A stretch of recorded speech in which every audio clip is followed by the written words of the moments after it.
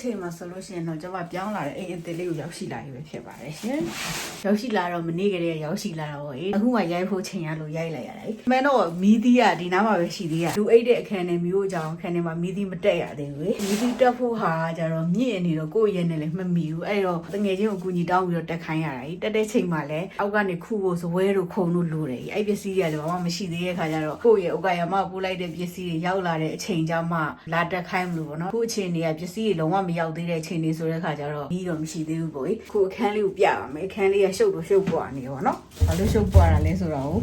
့ရှင်းပြပါမယ်ရှင်အခုဝင်ခဲ့တဲ့ဟာလေးကတော့တကားပေါက်ပဲဖြစ်ပါတယ်ဒီဟာလေးကတော့ရေချိုးခန်းလေးပဲဖြစ်ပါတယ်ခုမြင်နေရတော့ toilet လေးပဲဖြစ်ပါတယ်ရှင်တကားပေါက်ကနေဝင်ချင်းမှရေချိုးခန်းရဲ့ toilet ရရှိပါတယ်အဲ့မှာရင်ထပ်ပြီးတော့ဝင်လာခဲ့တဲ့အချိန်မှာဆိုလို့ရှိရင်တော့ဥစ္စာလေးကတော့မီးဖို့ချောင်လေးပဲဖြစ်ပါတယ်ဒီဥစ္စာမီးသီးတွေတင်ထားတဲ့ခါကျတော့ပြလို့မရသေးဘူးဒီတစ်ခါမီးဖို့ချောင် gas coin နှလုံးပါတာဆိုတော့ထင်းနှစ်အိုးအပြိုင်ချက်လို့ရတယ်အဲ့ဒါတော့ကောင်းပါတယ်ပြီးလို့ရှိရင်မီးဖို့ချောင်ကအခုမြင်နေရတဲ့အတိုင်းပဲကြည်ကြည်လွန်းလွန်းလေးရှိတဲ့ခါကျတော့ပြီးရချွတ်ရတာဆေးရကြောရတာလည်းကောင်းပါတယ်အဲ့ဒါထမင်းဟင်းချက်တဲ့မီးဖို့ချောင်ကြီးမီးဖို့ချောင်လေးကနေဆက်ပြီးတော့သွားလိုက်မယ်ဆိုလို့ရှိရင်တော့ဒီဥစ္စာလူနေတဲ့အခန်းပဲဖြစ်ပါတယ်လူနေတဲ့အခန်းလေးကလည်းတော်တော်လေးကျယ်ပါတယ်ခဏနေကြမှာအသေးစိတ်ပြပါမယ်ပြီးတော့ဒီဥစ္စာကကြတော့ဝေထားတဲ့ဘီယိုပေါ့နော်အဲ့ဟာလည်းတော်တော်ကျယ်တဲ့ခါကျတော့ကောင်းပါတယ်အခုဟာကျွန်မစားဖို့တောက်ဖို့အတွက်အစားအစာတွေကိုဝဲလာတာပါစားစာထုတ်လေးကိုချပြီးတော့ပြပါမယ်ဒီဥစ္စာလေးကတော့အဝင်ပေါက်ကနေခုနပြတဲ့အဝင်ပေါက်ကနေဝင်လာတဲ့ဟာဖြစ်ပါရှိကအထုပ်တွေကကြတော့အဲ့လိုမျိုးထမင်းဟင်းချက်တဲ့အိုးတွေခွက်တွေအခုမှဝဲလာခဲ့တာဆိုတဲ့ခါကျတော့ဘ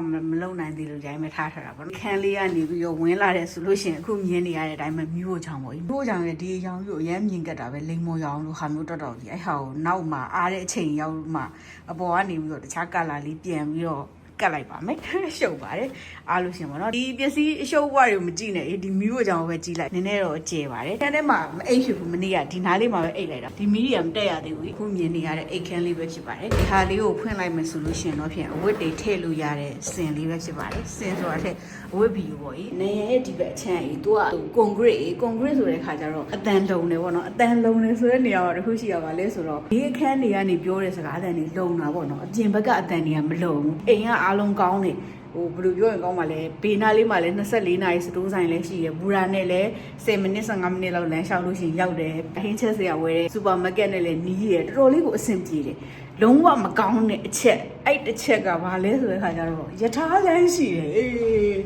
ယထာလမ်းရှိတဲ့ခါကျတော့ယထာသွားတဲ့အချိန်လေးဆိုအရန်နာကြီးတာပြီးတော့ယထာကလည်းအိုဆာကာဆိုတော့မြို့ဟုတ်တော့မလားမြို့ဆိုတဲ့ခါကျတော့မြို့ဘက်ယထာတွေက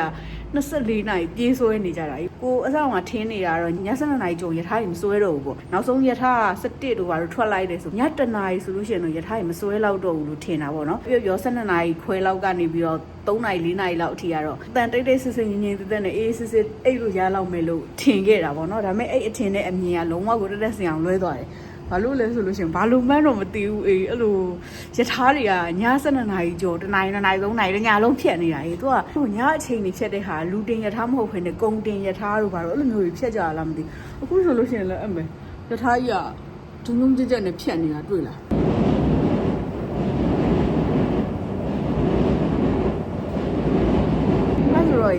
းအဲ့လိုမျိုးယထာဖြတ်သွားတဲ့အချိန်ဆိုလို့ရှိရင်အရန်နာကြီးတာပုံမှန်ဆိုပတင်းမောက်ပိတ်လိုက်လို့ရှိရင်အတန်ကနည်းနည်းလေးလုံသွားတယ်လေဒါပေမဲ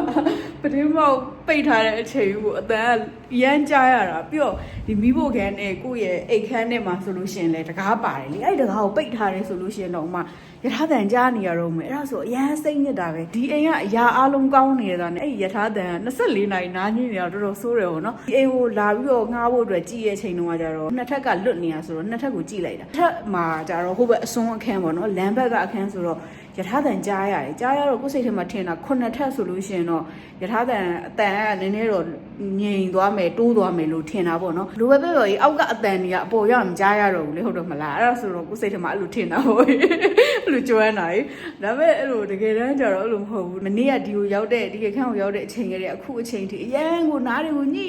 နေရပဲတန်လုံဖို့အတွက်ဘာလုပ်ရမလဲလို့စဉ်းစားတဲ့အချိန်မှာအဲ့လိုပတင်းပေါက်ပေါ့နော်အဓိကပတင်းပေါက်ကအတန်မလုံးနေရဆိုတော့အဲ့ပတင်းပေါက်ရဲ့ဘေးနားလေးကဒီကိုအဲ့လိုအတန်လုံးနဲ့တိတ်တွေကဲ့ရမယ်လို့ပြီးလို့ရှိရင်လိုက်ကာကိုအတန်လုံးနဲ့လိုက်ကသုံးရမယ်လို့အဲ့လိုမျိုးမှလုံးဝမရတော့ဘူးဆိုလို့ရှိရင်ဟိုအတန်လုံးခန်းနေမှာသုံးတဲ့ဟာမျိုးအမှန်မှာကဲ့ရမယ်လို့ဘာလို့ပေါ့နော်အဲ့လိုမျိုးတွေဆိုတော့ဆက်စချင်းရောက်တဲ့နေ့မို့လို့ဒီယထာဆူညံတန်အနေနဲ့ကျင့်သားမရသေးလို့ပဲနားညှိနေရလားတော့မသိဘူးဒါမှမဟုတ်လို့ရှိရင်လည်း သွားနှုတ်ထားတဲ့ခါကျတော့ဒီနားလေးကအာယုံကြောอ่ะ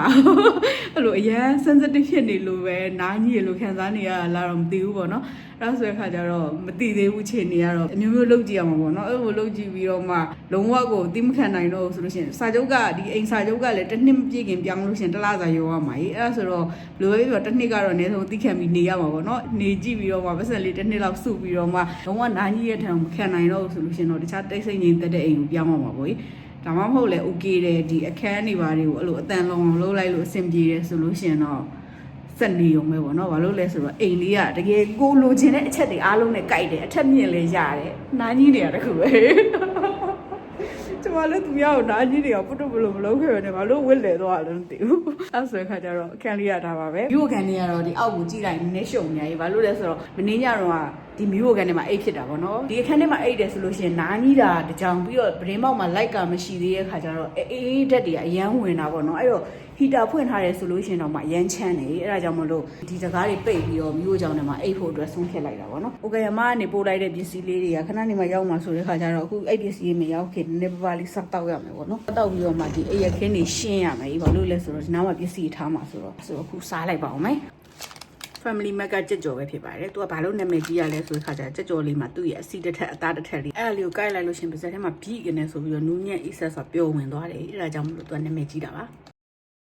စားချင်လို့သာစားနေရည်သွားနှုတ်ထိုင်းနေရနားနေရပါးဖောင်းလိုက်နေနေတော့ရော့သွားပြီဒါပေမဲ့သူကဆေးတွေဘယ်လောက်တော့တောင်နားတယ်ဖြစ်တယ်လို့စားလိုက်ရတဲ့ခောက်ဆွဲလေးပဲဖြစ်ပါတယ်